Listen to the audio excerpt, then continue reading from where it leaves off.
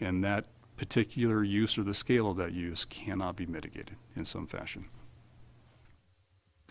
Within the Central Business District, there are a number of conditionally permitted use. So antenna towers is one, daycare facilities, educational services, which the educational institutions fit within, funeral homes and services, hospitals, public services, utility facilities, auto and RV dealers, and auto repair and maintenance facilities are identified as conditionally permitted.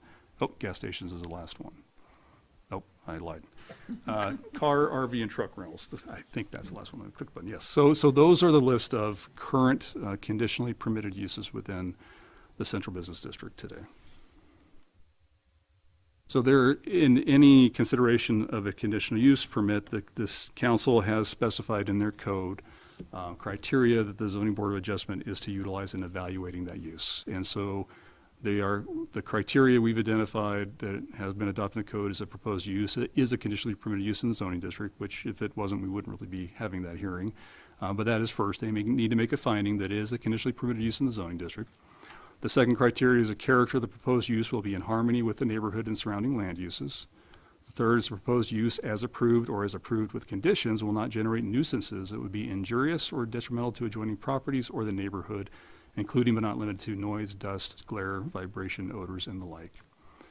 Fourth, the location, design, and size of the proposed use will be adequately served by existing streets, public facilities, and services. And five, the proposed use will not endanger the public health or safety if located where proposed. And finally, the proposed use meets all applicable development standards in the zoning code.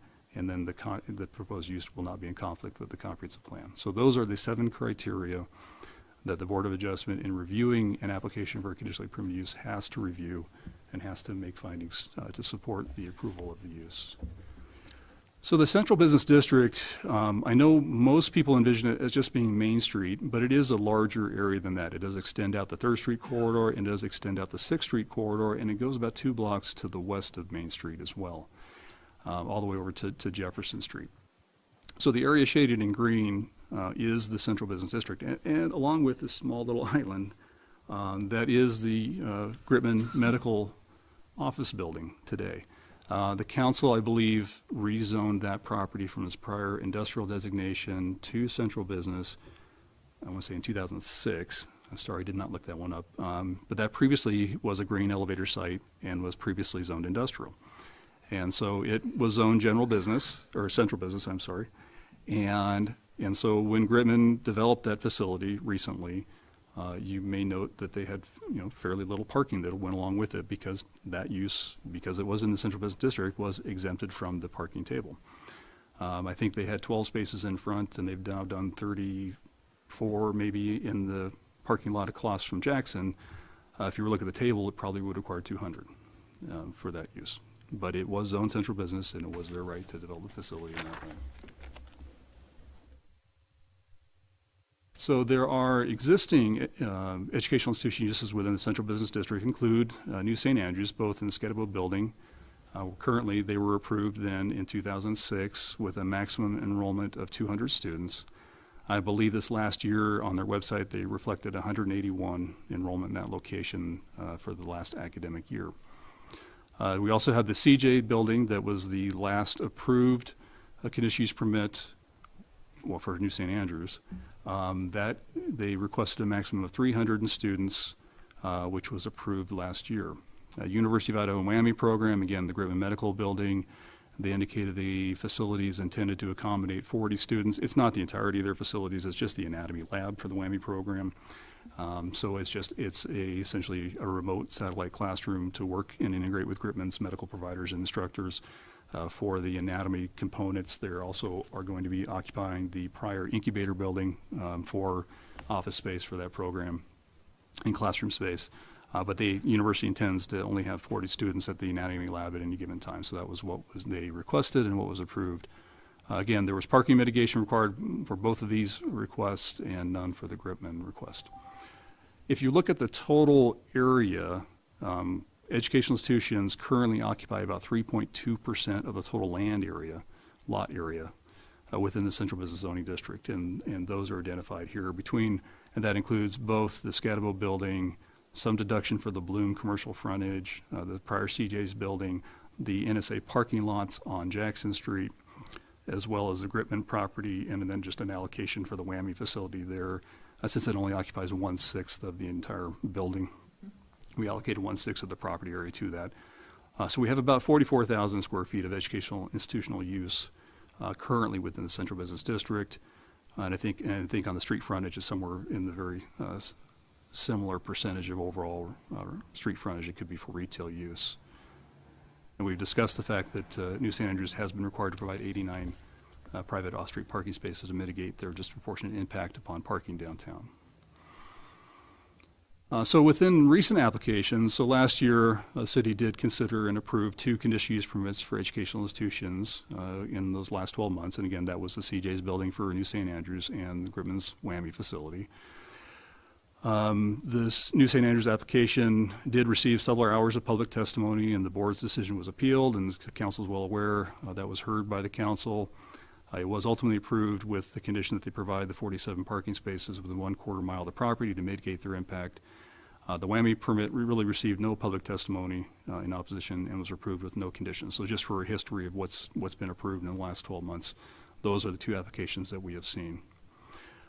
After the significant discussion surrounding the CJ's application, the city administration included a survey question in the fall 2017 commission survey. And this was the first year, I think, that we had broken apart the commission survey and then the just general city services survey. And so this was added underneath the Planning and Zoning Commission's list. It wasn't a question that they submitted as a commission, but it fit into the land use category, and so that's where it was located. The question read that the City of Moscow currently allows public and private colleges and universities as educational uses within the Central Business Zoning District, downtown Moscow, when granted a conditional use permit. The conditional use permit provides an opportunity to review the proposed use to determine if any conditions should be required in order to reduce any potential negative impacts of the proposed conditional use. Given this process, do you agree that the educational uses should be allowed within the Central Business District through a conditional use permit property? And we had 62% that responded yes and 32% that replied no. Now, there have been concerns that have been expressed regarding the wording of the question and how respondents may have interpreted it, and it's very, very difficult in one question to truly explore an issue.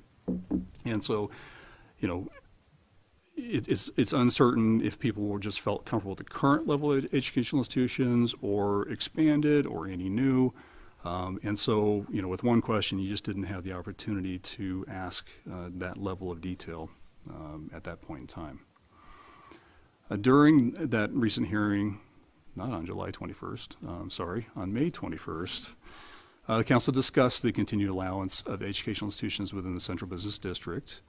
The council expressed a desire to have the Planning and Zoning Commission review educational uses within the Central Business Zone and requested that the Administrative Committee review the matter, which is what we are here today to discuss. As I mentioned, during the recent zoning code update, the Planning and Zoning Commission did directly discuss educational institutions downtown, and they did review the results of that single question of the commission survey before they forwarded their recommendation onto the City Council, which was the ordinance that you considered on May 21st. In light of that, you know, staff was seeking from the council kind of what new additional information does the council feel that the commission should look at. I mean, they have discussed this as a whole. They have reviewed that bit of public input, that one question for whatever it is worth, that did have that information available to them.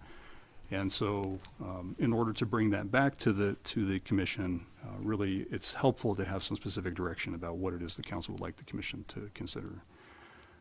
If the council would like to develop a broader understanding of the community's opinion on the issue, the city will be conducting another city survey coming up this fall, and it's not technically the commission survey, it's really the city service survey, but that might present another opportunity to maybe obtain more extensive information about the community's opinion and to gain a better understanding of the community's opinion on that topic.